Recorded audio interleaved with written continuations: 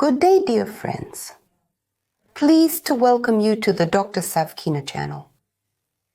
When measuring pressure, we focus on two digits, the upper limit and the lower one. Exceeding the normal limits of arterial pressure, even by one of the indicators, is a reason to check the health status. If the diastolic pressure exceeds the 90 mmHg mark, it means that the lower pressure is elevated. Why does this happen and what to do about it? We will talk about this with you today. In norm diastolic, in other words, lower arterial pressure is within the range of 60 to 90 millimeters of mercury. Unfortunately, an increase in diastolic pressure is not always accompanied by clearly expressed clinical manifestations. Therefore, it can remain unnoticed for a long time. Three factors influence the lower figure of arterial pressure.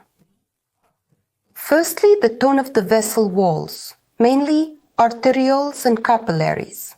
Secondly, the strength of heart contractions.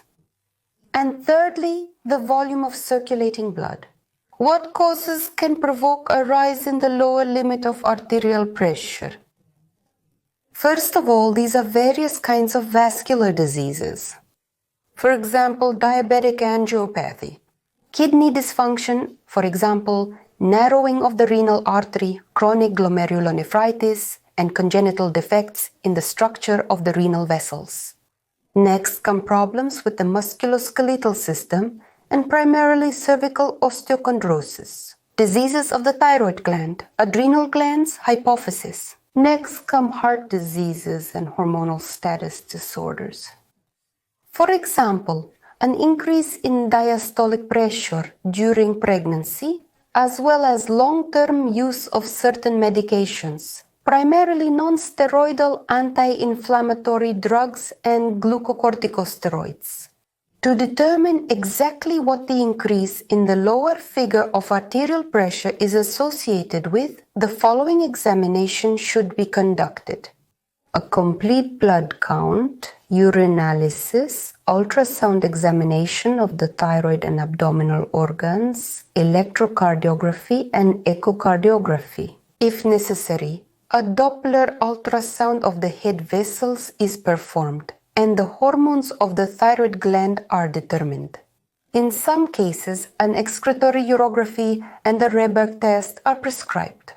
If the cause of the isolated increase in diastolic pressure cannot be identified based on the results of the mentioned examination, additional examination methods need to be conducted.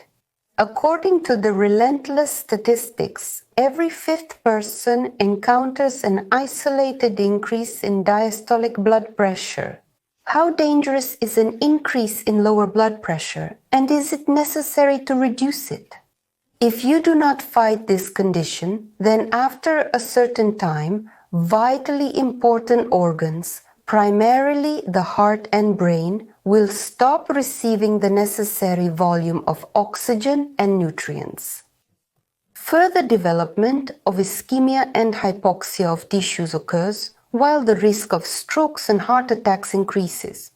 How to understand that the lower pressure is elevated? At a certain time, each of us may not feel anything. In the future, headaches appear, often accompanied by dizziness.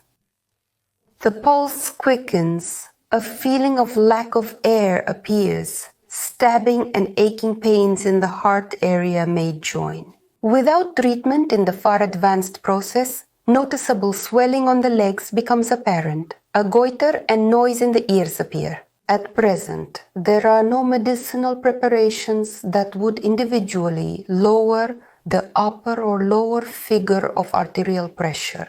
Practically all the groups of preparations we prescribe simultaneously reduce both systolic and diastolic arterial pressure.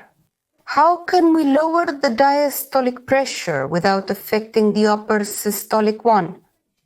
But first and foremost, it is necessary to correct the medical condition that caused the increase in diastolic pressure.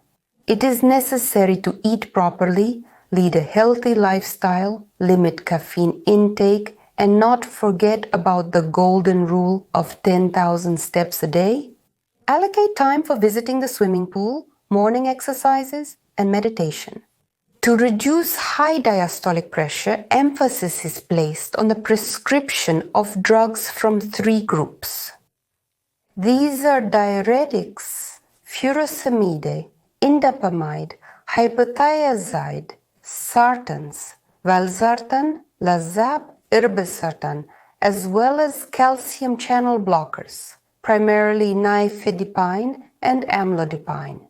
Sedative drugs such as corvalol, valocordin, and valerian root tablets also contribute to the reduction of high diastolic pressure numbers. The most effective, from my point of view, are the tablets of valerian root of Belarusian production.